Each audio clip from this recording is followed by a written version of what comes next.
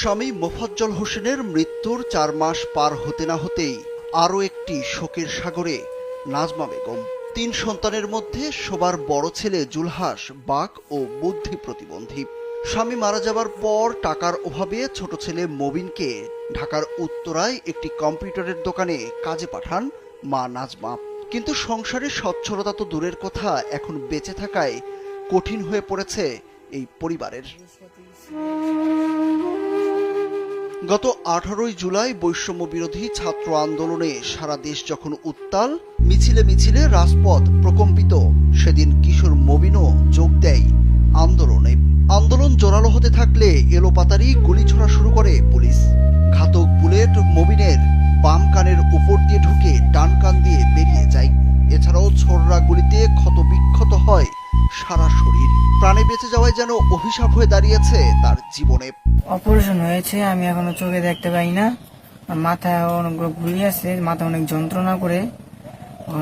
আমি সুস্থ হতে চাই, পরে দেশবাসীর কাছে দোয়া চাই। কালার এক্সপার্ট, জর্জ স্যাপ এবং মাইল্ড অন হ্যান্ডস টেকনোলজি সমৃদ্ধ অরিক্স ক্রিস্টাল ওয়াশ আপনার লন্ড্রি এক্সপার্ট। শরীয়তপুরের ডামুড্ডা উপজেলার শীধলকুড়া ইউনিয়নের বড় শীধলকুড়া গ্রামের মৃত মোফাজ্জল হোসেন ও নাজমা বেগম দম্পতির 3 ছেলের মধ্যে সবার ছোট ছেলে মবিন। গুলিতে তার 2 চোখ ও ডান কান নষ্ট হয়ে গেছে। ধার দেনা করে প্রায় 2 লাখ টাকা খরচ করে চোখের 4টি অপারেশন করিয়ে রীতিমতো পথে বসে গেছে পরিবারটি। আরও 2টি অপারেশন বাকি। কোথায় পাবে বিধবা নাজমা এতগুলো টাকা? এখন ভিটে মাটিটুকুই তার একমাত্র সম্বল। ও এখন চোখে দেখতে পায়, দুটো চোখেই দেখতে পায় না, একটা কানও শুনতে পায় না। এই পর্যন্ত আমাকে অনেক টাকা গেছে কাছে আর্থনা করে, এখন এই ভিটে মাটিটুকু আছে, আরো চিকিৎসা লোক। এখন কিভাবে করুম? দেশবাসীর কাছে, সরকারের কাছে আমার আবেদন, আমার ছেলেটার পাশে দাঁড়ানো। মবিনের মেজ ভাই নাজমুল হুদা পলাশ কালবেলাকে জানান, এখন তার ভাইয়ের যে অবস্থা তাতে তাকে চিকিৎসা করানোর মতো কোনো উপায় নেই। শুধু টিনের ঘর এবং 1 টুকরো জমি ছাড়া আর কিছুই নেই তাদের। এই পর্যন্ত আমাদের টোটাল খরচ প্রায় 1,20,000 মতন চলে গেছে।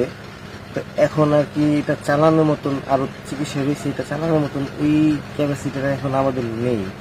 এখন দেখা যাচ্ছে যদি ওইটা করতে হয় আমাদের ভিটামাটি করতে হবে। তো আমি দেশবাসীকে আহ্বান জানাচ্ছি, যদি একটু আমাদের একটু সহযোগিতা করা যায় কোনো রকম, বা চিকিৎসাটা একটু চালানো যায়, এরকম হলে আমাদের জন্য একটু ভালো হয়। স্বজন ও প্রতিবেশীরা জানান, কিছুদিন আগে মবিনের বাবা মারা গেছে। আন্দোলনে গিয়ে 2 চোখ ও 1 কান হারিয়েছে মবিন। সম্পদ বলতে তাদের তেমন কিছুই নেই, তাই সরকারি সহায়তার দাবি তাদের। জনটা চোখ নষ্ট হয়ে গেছে, এই আপনারা যত সহযোগিতা পারেন এটা আপনার কাছে অনুরোধ, এটা আপনারা করবেন। সরকার যদি এবার একটু লাইন সরকারি চাকরি দিয়ে দেয় তাহলে আমার বোনটা বাঁচতে পারবো, নিয়ে এটা আমার আবেদন। পরিবারটির সহায়তায় সমাজের বিত্তবান ও সরকার এগিয়ে আসলে হয়তোবা ছেলেটি আবারও ফিরে পেতে পারে চোখের দৃষ্টি। তাই সকলকে তাদের সহযোগিতার আহ্বান প্রতিবেশীদের। সুরজ আহমেদ, কালবেলা।